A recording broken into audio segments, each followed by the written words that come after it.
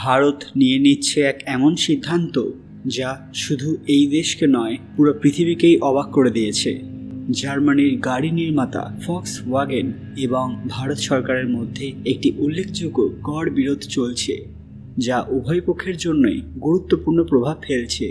আমরা সবাই জানি যে ফক্সওয়াগেন একটি বিখ্যাত গাড়ি নির্মাতা কোম্পানি, যা শুধু ভারতে নয় গোটা বিশ্বজুড়ে প্রসিদ্ধ।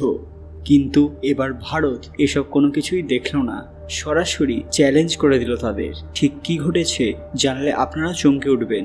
তার আগে কমেন্ট বক্সে হর হর মহাদেব লিখতে ভুলবেন না। সকলকে আমাদের চ্যানেল পুরাণ কথায় স্বাগত। আজকে আপনারা জানবেন ভারতের কড়া সিদ্ধান্ত। ভিডিওতে এগোনোর আগে সবাই অবশ্যই আমাদের চ্যানেলটি সাবস্ক্রাইব করে নেবেন। আগের বছর ভারতীয় শুল্ক কর্তৃপক্ষ ফক্সওয়াগেনের বিরুদ্ধে প্রায় $1.4 বিলিয়ন কর দাবি করে। অভিযোগ ছিল যে ফক্সওয়াগেন তাদের বিভিন্ন মডেলের গাড়িগুলিকে সম্পূর্ণভাবে নকডাউন ইউনিট হিসেবে আমদানি করার সময় সেগুলিকে পৃথক যন্ত্রাংশ হিসেবে ঘোষণা করে, যাতে কম কর হার প্রযোজ্য হয়। সিকেডি ইউনিটের ওপর 30 থেকে 35% কর আরোপিত হয়, যেখানে পৃথক যন্ত্রাংশের ওপর 5 থেকে 15% কর আরোপিত হয়।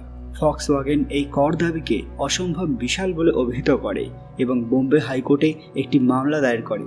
তাদের যুক্তি ছিল যে এই দাবি ভারতের আমদানি কর নিয়মের পরিপন্থী এবং এটি তাদের ভারতের বাজারে $1.5 বিলিয়ন বিনিয়োগকে বিপন্ন করতে পারে।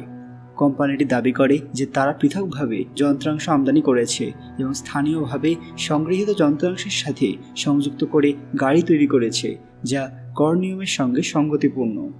আবার ভারতীয় কর্তৃপক্ষের মতে ফক্সওয়াগেন তাদের অভ্যন্তরীণ সফটওয়্যার ব্যবহার করে বৃহৎ পরিমাণে গাড়ি অর্ডার দেয়, যা পরে 700 থেকে 1,500 যন্ত্রাংশে বিভক্ত হয়ে উচ্চতর কর এড়ানোর চেষ্টা করে।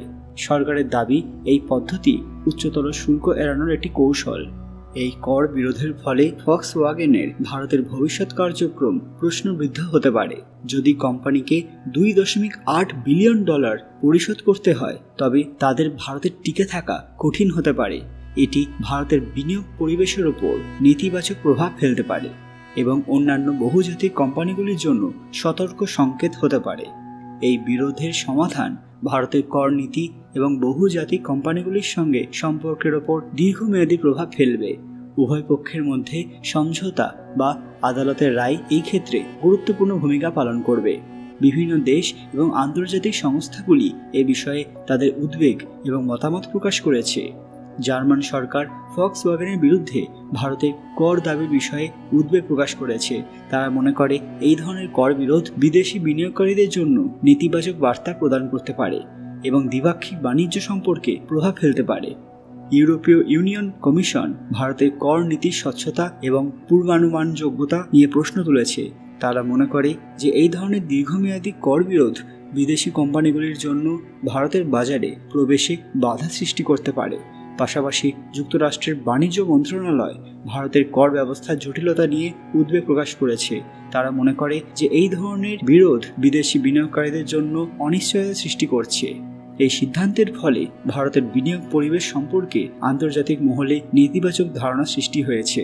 ফক্সওয়াগেনের মতো বৃহৎ এবং অত্যন্ত পপুলার কোম্পানিগুলির সাথে দীর্ঘমেয়াদী কর বিরোধ এবং অন্যান্য বিদেশি বিনিয়োগকারীদের জন্য সতর্ক সংকেত হয়ে গেছে।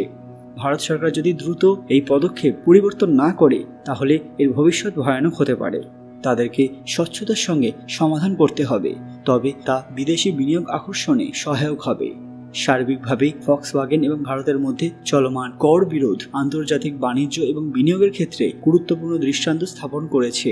এটা অনেক বিদেশি গাড়ির কোম্পানিগুলিকে ভয় পাইয়ে দিয়েছে, যারা ভারতে একটা মোটা টাকা খরচ করেছিল। এই বিরোধের সমাধান কেবল দ্বিপাক্ষিক সম্পর্ক নয়, বরং ভারতের সামগ্রিক বিনিয়োগ পরিবেশের উপরেও দীর্ঘমেয়াদী প্রভাব ফেলবে। বন্ধুরা, ভারত কি এটা সঠিক কাজ করেছে? তারা ফক্সওয়াগেনকে চ্যালেঞ্জ করে ঠিক কাজ করেছে কিনা আপনাদের মূল্যবান মতামত কমেন্ট বক্সে অবশ্যই জানাবেন। আজকের ভিডিওটি লাইক করবেন এবং শেয়ার করে সবাইকে দেখার সুযোগ করে দেবেন। কমেন্ট বক্সে ভক্তির সঙ্গে হর হর মহাদেব লিখতে ভুলবেন না। আরও এরকম দরকারি আপডেট পেতে পুরাণ কথা অফিসিয়াল চ্যানেলটি মনে করে সাবস্ক্রাইব করে নেবেন। খুব তাড়াতাড়ি ফিরে আসবে একটি দরকারি ভিডিও নিয়ে। ততক্ষণ আপনারা এই ভিডিওগুলো দেখতে পারেন। ধন্যবাদ।